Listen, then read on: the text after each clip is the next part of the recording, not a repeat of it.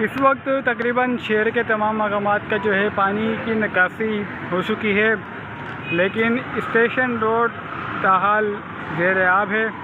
और ये वो इलाका है जहाँ पे मुख्तलिफ़ शहरों के लोग जो है आते हैं। इस वक्त ट्रेनों की आमद का सिलसिला भी जारी है, लेकिन मुसाफिरों के लिए ये दरिया अबूर करना इंतहाई एक चैलेंज है, इंतहाई मुश्किल का काम है, क्योंकि रक्शे भी जो है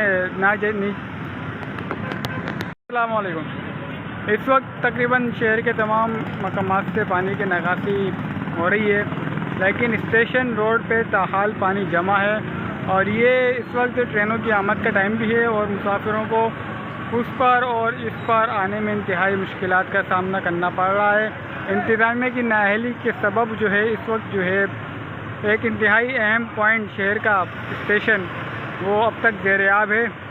बाचा खान चौक से जो पानी की निकासी तो हो गई है, लेकिन यहाँ पर जो है पानी अभी भी मौजूद है।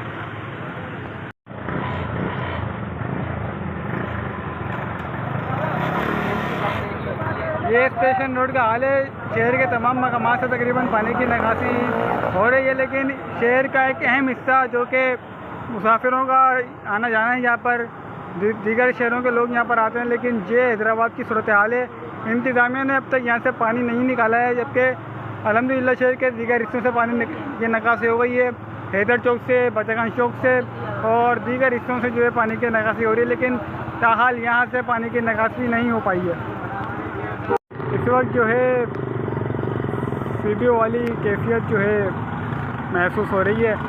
और ये बैक गेट से जो स्टेशन के लोग जा रहे हैं, ये हवाले सिंध के दूसरे बड़े शहर के वफाकी इदारे के बाहर का